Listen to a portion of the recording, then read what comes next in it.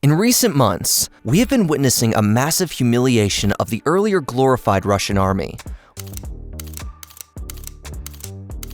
Once considered a true counterweight to the US military might, the recent events in the war in Ukraine have caused analysts to question their assumptions about the strength of Putin's army. It all started after World War II, when the USSR had to rebuild its army from the ground up.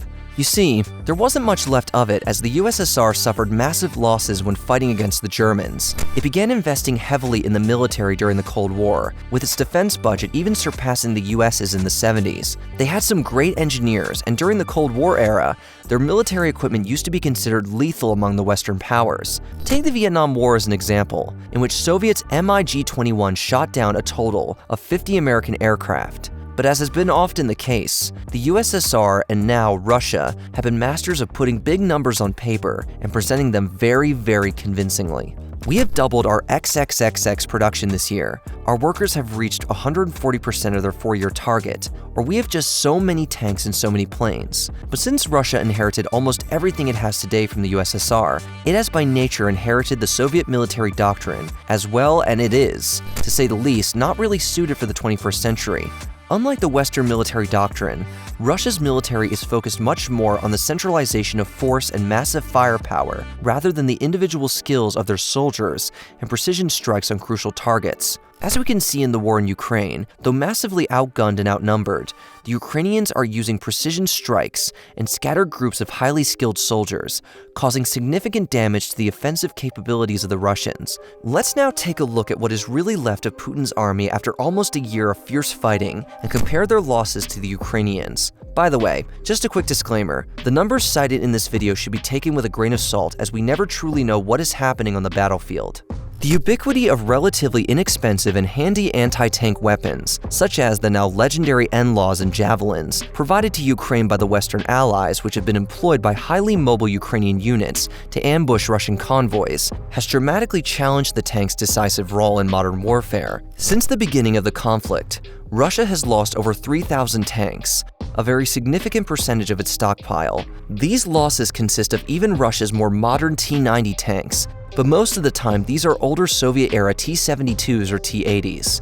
Though on paper, Russia has had over 10,000 tanks in total, a large portion of these was not maintained properly, rendering them unusable to be sent to the war zone without major repairs. This is also the reason why we have witnessed older Soviet-era tanks, which have been dragged out of storage on the battlefield.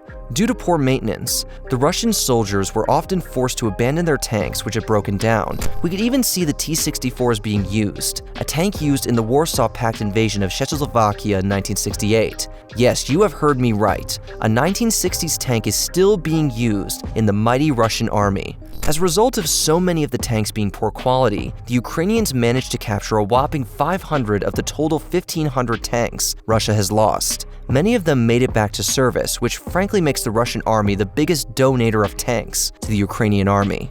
Russia is with no doubt burning through much more artillery rounds than it can restock. As I have previously mentioned, Russia does rely heavily on superior firepower, and one of the reasons it's not doing so well in Ukraine is the bad logistics of resupplying its artillery brigades. While exact numbers are missing and confidential, it is believed that Russia is firing 20,000 rounds per day, though we also do not know exactly how many shells Russia have in storage. The fact that the Kremlin is turning to North Korea to supply its military further indicates that the stocks are rapidly shrinking. The Kremlin even acknowledged the crisis, stating that countermeasures to rectify the situation are being taken. On the other hand, I must say that Ukraine has already used up all of its storage of Soviet-era shells and now heavily relies on NATO countries to supply it with ammunition. So the situation on the battlefield doesn't have to be all in Ukraine's favor, but who would you rather rely on, North Korea or NATO? Yes, I think this question has a very clear answer. However, one more player can turn the course of the war: Iran and its drones and ballistic missiles. Let's now look at why Russia needs Iran on its side. Russia has many platforms from which it fires regular strikes on Ukrainian infrastructure and other strategic targets. This includes Caliber missiles, which are fired by the Russian Navy from the Black Sea, and many different types of air-to-surface missiles are launched from Russian bombers deep from Russian soil. They also use ground-fired missiles like the Iskanders and Bastion P. Though Russia is burning through its stock at a very rapid rate, it has also been able to replenish its stockpiles at somewhat decent rates. As you can see in this graphic provided by the Ukrainian army in November, Russia fired around 2,500 missiles on Ukraine, while being able to produce around 700 missiles. This rate is of course unsustainable. Kremlin has therefore held conversations with Iran about the supply of its long-range missiles, though no deliveries have been made yet due to diplomatic pressure on Iran from the West. This has not stopped Iran from sending kamikaze drones to Russia. What further highlights the depletion in Russia's stock of missiles is that the Kremlin has even resorted to deploying unarmed old Soviet missiles as targets for Ukrainian air defenses to overwhelm them and deplete their stock. These missiles were likely to have been used with nuclear warheads, but have been replaced by ballast. Given that Ukraine has received advanced Western air defense systems, such behavior is understandable but also rather desperate. However, we need to make clear that Russia still has plenty of missiles to fire at Ukraine, but Putin must start thinking twice before using them. A total of 67 aircraft have been visually confirmed lost, and Ukraine's defense ministry claims that over 250 planes have been shot down. Similar numbers apply to helicopters, though these are not as significant losses as Russia has thousands of aircraft and even more helicopters in storage. It is important to understand that not many of these aircraft are in combat ready, and making them operational will require a lot of time and money.